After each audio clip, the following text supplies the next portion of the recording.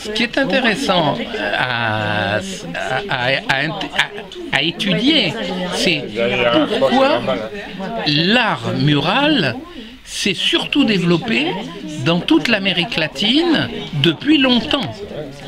Alors qu'il est apparu en Europe il n'y a pas très longtemps, ou qu'il est apparu aux États-Unis, je ne sais pas quand, mais il y a un peu un travail de recherche. Ça peut être des travails de chercheurs ou d'étudiants, parce qu'il faut essayer de bien comprendre d'où ça vient et pourquoi ça vient. Alors peut-être que pour l'Amérique latine, ça vient aussi d'une tradition religieuse qui était dans les anciennes religions, avant le christianisme, qui ensuite se sont remanifestés dans l'expression suivante, dans l'expression politique ou autre aujourd'hui. Je ne sais pas, c'est quelque chose qui mérite d'être...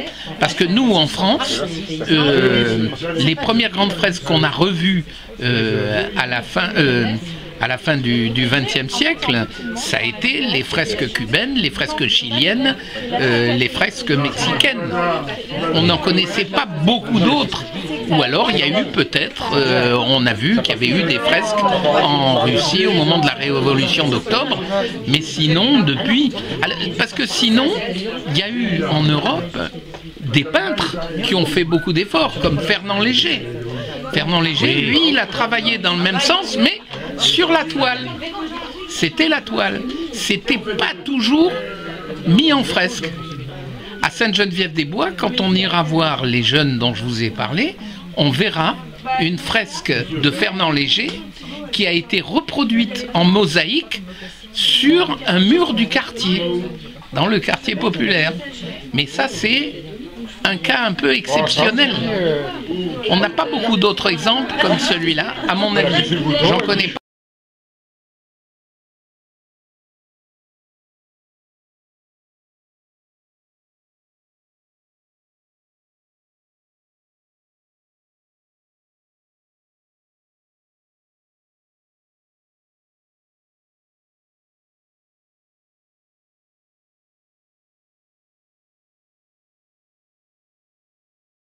Au moment de l'unité populaire, au moment du gouvernement d'Allende, on s'intéressait beaucoup à tout ce qui se faisait au Chili et on s'intéressait aussi à cette époque beaucoup à ce qui se faisait à Cuba.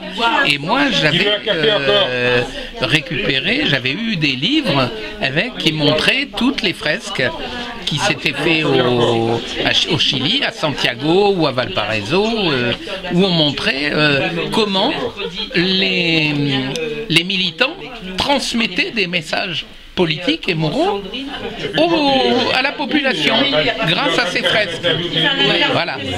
Donc nous, ça nous intéressait beaucoup. D'ailleurs, il y a même eu une époque où en France, on a commencé à faire un peu la même chose, à copier les Chiliens. Oui, on a eu des fresques, on a fait des fresques à la chilienne. On doit pouvoir encore en trouver un peu dans certaines villes. Je ne sais pas si elles existent encore parce que les fresques sont souvent éphémères, elles ne sont pas éternelles. Hein. Oui, voilà.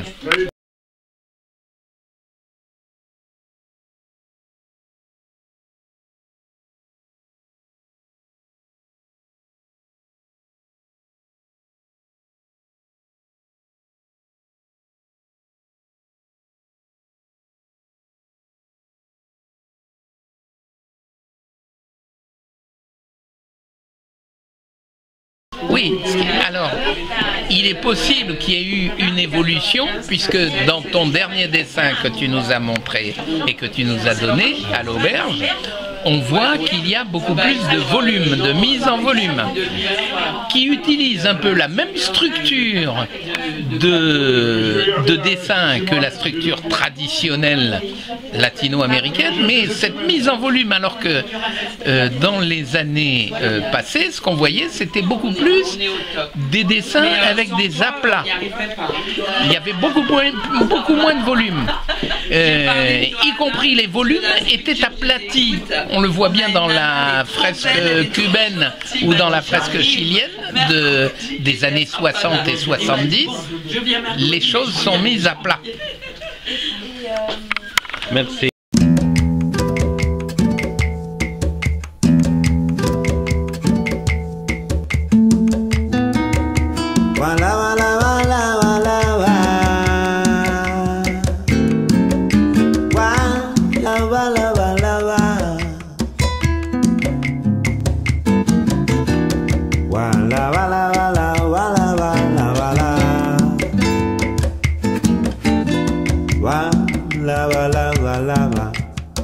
Óyelo, óyelo, óyelo.